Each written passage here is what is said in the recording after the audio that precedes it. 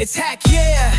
We're breaking the mold. Code breakers here, dropping gems of gold. From boardroom plays to cubicle hacks, we crack the code so you don't fall flat. And I'm the pathfinder, clearing the way, helping you rise up every work day. From first jobs to next level tracks, we teach what works, no fluff, just facts. Hack what, hack yeah. Hey, Heck Yeah family! Welcome back to another episode where we hack away at the barriers to mental wellness in the workplace. I'm Kim. And I'm Gary. And if you have been with us for our last couple episodes, you know that we have been joined by our favorite people, Tiara Jackson, LPC, who is always bringing wisdom, real talks, and practical tools to us. Tiara, welcome back. My beautiful daughter here. All right, we're diving into part 3 of our series. Today's topic is one a lot of us need, whether we're in a cubicle, on a job site, or at home. Thanks for having me again. Today we're going to get into coping skills that you can use at work, honestly, anywhere that life gets stressful as well. Yep. Well, so I do have something that I brought with me today, with this little thing. And I brought it for you because it's wellness, and this is something that I've been using a lot, just to get my stress from my thigh off because of some basketball that I shouldn't be playing with my age. But again, I think this is my coping thing that I use personally. But I think today Tiara is going to bring in something that can help us mentally and different ways to cope. But Kim, I also see that you bring in something different. Yeah, these are mine. This is my card, even though this card deck looks pretty fresh. The other one that I have isn't as fresh because I play a lot of solitaire. Ooh. And that's when I just need to get away and have a fresh, just be able to cope. I go to my little space and I play solitaire. Oh, love solitaire. Very cool. Yeah. So, Tiara, coping skills gets thrown around a lot, right?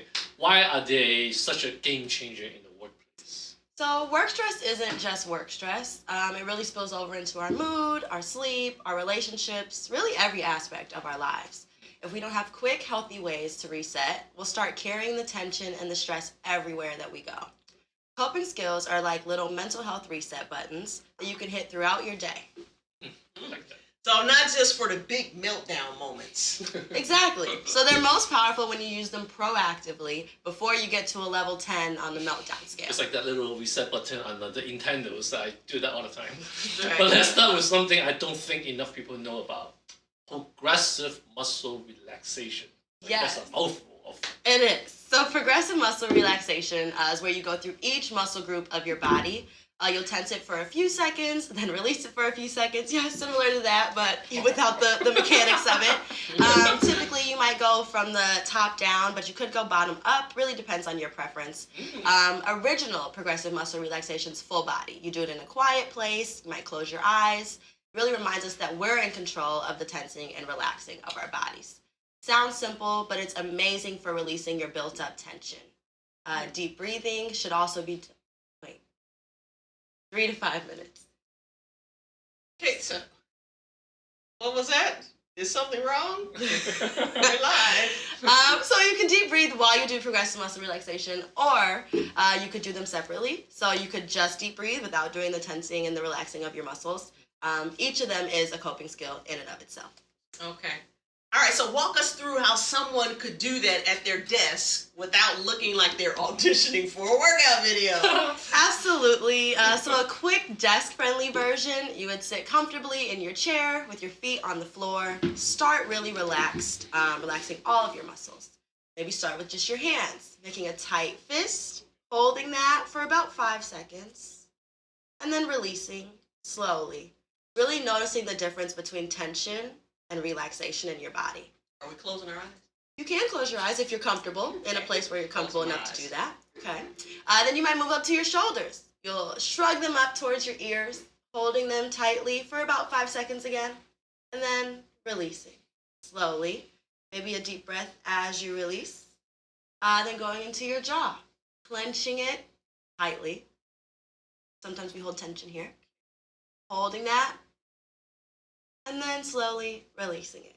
Again, taking note of the difference between tension and relaxation in all the muscle groups in your body. And you might work your way down to your thighs, squeezing them and releasing them as well. Moving on to your calves, squeezing and releasing. And then to your feet, scrunching your toes together as tightly as possible, and then slowly releasing them. As you tense up, maybe do a slow inhale, and then a deep exhale as you release whatever muscle group it is that you're focused on. This version can take under 2 minutes. No one even has to know that you're doing it. That sounds like something I could use during those reply all email scenarios. After sending it out without looking at it. That was actually good. I already feel some relief. So let's talk deep breathing. It's everywhere in mindfulness talk, but people either overcomplicate it or they dismiss it. That's true. So the trick really is finding a pattern that works for you.